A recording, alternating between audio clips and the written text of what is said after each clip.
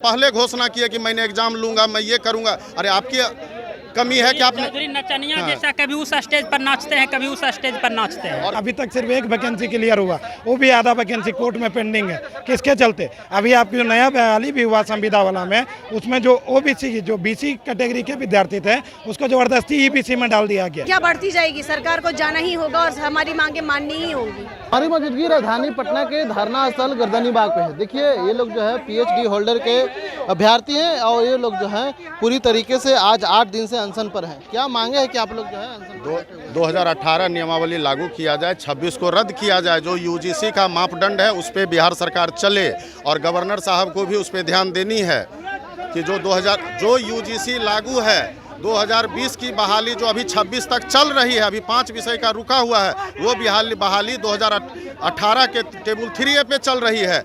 और नए बहाली की बात कर रहे हैं, नए बहाली 2026 के रेगुलेशन से होगा जो यूजीसी नेट के रूल से विपरीत है। इसका हम लोग विरोध कर रहे हैं। एक देश में एक ही कानून चलेगी, अलग अलग राज्य में अलग अलग व्यवस्था नहीं चलेगा। यूनिवर्सिटी यूजीसी से चलती है, ना कि दीपक कुमार और चौधरी जी जो हमारे चेयरमैन हैं इनके विशेषाधिकार से नहीं चल। गिरीश चौधरी ये व्यक्तिगत रूप से ये कभी पटना के कभी वीसी रहते हैं, कभी पाटलिपुत्रा के प्रोवीसी हैं, कभी आयोग के चेयरमैन हैं। ये 2 साल पहले घोषणा किया कि मैंने एग्जाम लूंगा, मैं ये करूंगा। अरे आपकी कमी है कि आपने नचनिया जैसा कभी उस स्टेज पर नाचते हैं, कभी उस स्टेज पर नाचते हैं। और क्या मैं सरकार को यह बता देना चाहता हूं कि प्रोफेसर को आप राजनीति करने से नहीं रोक सकते हैं, ये भी बता देना चाहता हूँ। और आपका जो काला मनसूबा है कि डिग्री कॉलेज को पीजी से अलग करके प्रोफेसर को राजनीति करने से रोक देंगे और प्रोफेसर पर अधिकारी हुक्म दिखाएगा, उनको यह मालूम होना चाहिए कि अधिकारी को इंटरव्यू हम ही लोग लेके बनाते हैं। यही मैं सरकार को आगाज करना चाहता हूँ। उनसे कोई पर्सनली दुश्मनी नहीं है, उनके नीति के खिलाफ हम लोग हैं। अगर सरकार नहीं मानती तो क्या करिएगा? नीट का आंदोलन से भी सरकार का मन नहीं भरा है। एक डेमो देख चुकी है ना बिहार सरकार। अगला आंदोलन हम लोग दिखा देंगे फिर से। पूरे बिहार के हर प्रतियोगी परीक्षा की तैयारी करने वाले छात्रों से मेरा निवेदन है कि डोमिसाइल लागू करने के लिए आप लोग हम लोग के सहयोग में आइए और सम्राट सरकार की चूल्हे हिलाने का काम करिए। क्या लगता है कि सरकार आप लोग की बातें मानेगी? देखिए आज के पेपर में छपा, संजय टाइगर जी बोले कि उनको मामला का जानकारी नहीं है। और आज आप ये गेट देख रहे हैं, बंद कर दिया गया है, पुलिस खड़ा कर दिया गया है, उनका पुलिस है। आज तो उनको सूचना मिल गया होगा ना। हमारे साथी 8 दिन से भूख हड़ताल पर है और सरकार ये व्यवस्था की है कि गर्दनी बाग में आप धरना कीजिए और उनको मामला का जानकारी नहीं है। किससे पूछ करके? जब बिहार के जो स्टूडेंट हैं हम लोग से किसी से बिना डिस्कस किए हुए काला कानून बना दिया गया प्रोफेसर बहाली में।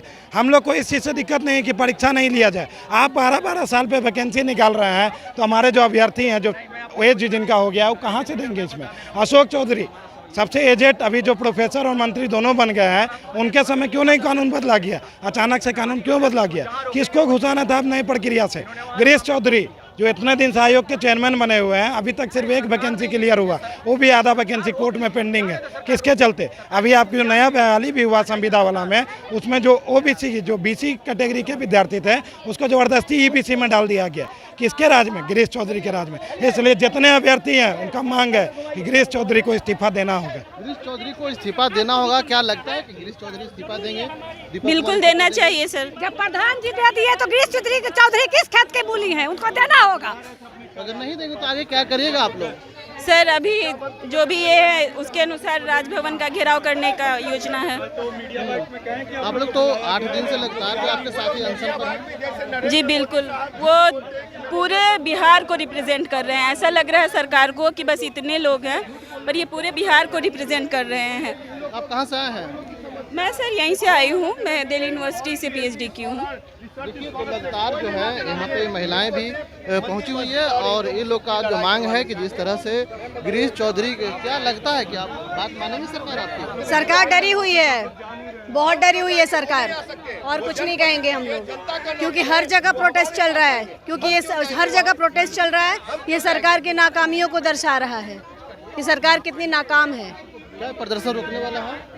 प्रदर्शन क्यों रुकेगा? जब हमारी मांगे मानी नहीं गई तो क्यों रुकेगा प्रदर्शन? जारी रहेगा? बिल्कुल जारी रहेगा। इससे बड़ा अगर सरकार सोच रही है कि ये 3 आमरण अनशन पे बैठे हैं, तो ये सरकार गलत सोच रही है। हम लोग सब आमरण अनशन पे बैठे हैं। तीन के बाद 6 हो सकते हैं, 6 के बाद 12 हो सकते हैं। संख्या बढ़ती जाएगी, सरकार को जाना ही होगा और हमारी मांगे माननी ही होगी।